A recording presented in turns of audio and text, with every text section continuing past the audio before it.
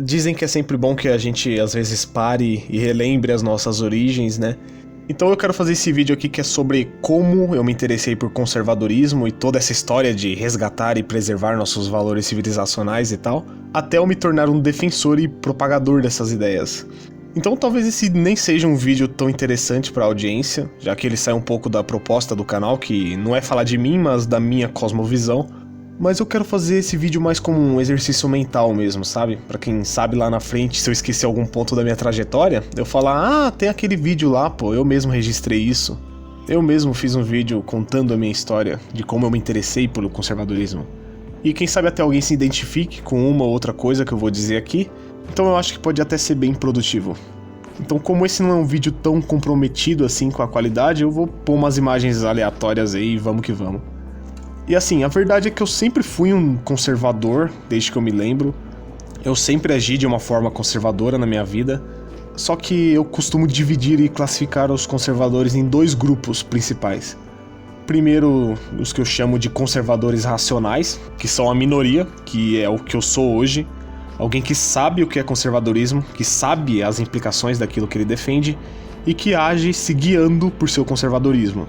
E ter os conservadores que eu defino como instintivos, que certamente é o grupo predominante, são aquelas pessoas que agem impulsivamente como conservadoras, mas que se você chegar nela e perguntar assim pra ela o que é conservadorismo, essa pessoa eu acho que ela não vai ter a mínima ideia do que significa. Então esses são os conservadores instintivos. E meus pais, minha família, assim, de um modo geral, eles são conservadores instintivos, sabe? Até hoje, na verdade. Eu venho de uma família católica, meus pais são católicos ferrenhos, e desde cedo eles sempre me ensinaram o caminho que um cristão deve seguir, da igreja, um caminho de retidão. E desde a minha infância eu era um membro assíduo da igreja. Eu fui batizado na igreja católica, eu frequentava a missa toda semana, eu fiz primeira comunhão, a crisma e tudo que você possa imaginar que um católico faça na sua infância e na sua adolescência. E eu acredito que grande parte dos que estão assistindo também trilharam um caminho semelhante e tal, pela igreja, porque afinal nós vivemos numa sociedade cristã com predominância do catolicismo, então é normal que um jovem de um lar católico passe por isso que eu passei também. Mas então, o que acontece? Eu vivi praticamente toda a minha infância e adolescência nos anos 2000, e quem era o presidente na época? Aliás, qual era o pensamento dominante na época? Bom, o presidente era o Lula, pra quem não sabe, todo mundo sabe, mas no auge da popularidade do Lula, 90% de aprovação e idolatrado como o pai dos pobres e tal. E era praticamente um senso comum entre os brasileiros da época que o PT estava colocando o Brasil novamente nos trilhos. Essa era a mentalidade da época. Até mesmo conservadores, liberais ou libertários de hoje em dia, há tempos atrás depositavam confiança no Lula e no PT. Praticamente não existia direita no Brasil. Ou seja, meus próprios pais eram petistas de carteirinha, cara. E eu não vou dar muitos detalhes sobre a era Lula no Brasil, até porque esse não é o objetivo do vídeo, mas é um fato que a esquerda bombava no Brasil nessa época. Porque, assim, só de ter comida no prato, automaticamente a população atribui que é o presidente que tá fazendo um mau trabalho e toda aquela coisa, né? Então não ser de esquerda nessa época automaticamente significava que você jogava contra o Brasil, que você era um traidor da pátria, que o Lula tinha feito muito pelos pobres. Isso pro senso comum da época, obviamente. Mas até hoje, se você for ver, ainda persiste essa noção entre os desinformados. E tanto é verdade que a esquerda dominava a opinião pública no Brasil, que nas escolas a doutrinação era imensa, meu Deus do céu. Desde cedo você é levado a pensar mais inclinado à esquerda, cara. E isso só piora a partir da quinta série, que hoje, no caso, é o sexto ano, né? Eu acho. Que aí o bicho começa a pegar de verdade. A professorzada aproveita que o pessoal entrou naquela faixa de 11, 12 anos, que começam a ter um pensamento mais crítico, e é aí que a doutrina marxista come solta. Tanto é que eu me lembro até hoje de uma aula que eu tive com uma professora de história na sexta série, onde ela dizia que no socialismo nós seríamos todos tratados com igualdade, que o pedreiro ganharia a mesma coisa do engenheiro, que não haveria injustiça inerente do capitalismo, que tudo seria as mil maravilhas, e você meio que é levado a acreditar, porque basicamente, se o professor falou, então é verdade. Ele é inteligente, ele estudou. E quando você é mais novo, quando você não tem aquela bagagem intelectual pra rebater, você aceita calado. Mas meio que você desconfia, né? Sem entrar no mérito, mas você se pergunta: qual o sentido de um pedreiro ganhar a mesma coisa do engenheiro? São funções diferentes, elas requerem capacidades diferentes. Por que que eles deveriam ganhar exatamente a mesma coisa? Então, mesmo que você não aceite de primeira e nem tenha capacidade de rebater a versão marxista do professor, você é levado a pensar que nem o professor. Porque ai de quem não respondeu o que o professor quer que você responda na prova. Aí é um 0 bem redondo. Mas assim, graças ao bom Deus, eu nem me interessava por política na época da escola, graças a Deus. Então meio que eu me blindei da doutrinação de esquerda. Senão, provavelmente hoje eu estaria aqui defendendo Marx hoje. Ou não, quem sabe. Pois bem, mas quando eu passei a me interessar por assuntos políticos e assuntos culturais? Primeiro, meu interesse veio por assuntos políticos. A Dilma tinha acabado de ser reeleita, todo mundo putaço da cara, porque o país já estava entrando em recessão e a perspectiva era de piora com a Dilma. E também nessa época foi quando a internet explodiu de ativismo anti-PT, era manifestação pra todo lado também, todo mundo querendo o impeachment da presidente socialista. E no meio de tudo isso você meio que começa a pensar, né? Peraí, por que toda essa movimentação agora?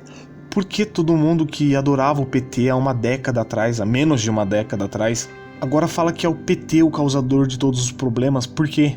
E quando você tem acesso à informação, meu parceiro, você descobre coisas que você começa a olhar e pensar, cara, até que isso faz sentido, né? Por que que o Brasil não cresce? É socialismo, são monopólios e burocracias estatais atravancando a economia e sufocando o mercado e a iniciativa privada. Tudo isso aliado a uma obscena carga de impostos, expansão de crédito e, consequentemente, o crescimento da inflação. E tudo aquilo que um entendedor de economia básica veja e diga, eu acho que não vai dar muito certo isso aí não, viu? Então você basicamente só precisa que a situação fique feia, que o socialismo a longo prazo comece a fracassar, para que você busque entender as causas do problema. A partir daí eu me tornei um liberal econômico na hora. Só que isso não explica como eu me tornei um conservador de fato. E isso se deu porque, como eu disse, eu já agia como conservador antes. Eu sempre fui um cara muito discreto. Não mostrar o rosto aqui já demonstra um pouco da minha discrição. Eu nunca fui machista, mas quando eu via alguma feminista radical, na hora eu desprezava as atitudes dela. Eu via que aquilo era errado. A mesma coisa com gays militantes. Eu sempre tive também receio com ateísmo ou outras religiões que não fossem cristãs. Eu respeitava, mas eu não queria aquilo pra mim. E só de ouvir falar em aborto, na hora já me dava um negócio ruim, sabe? E etc.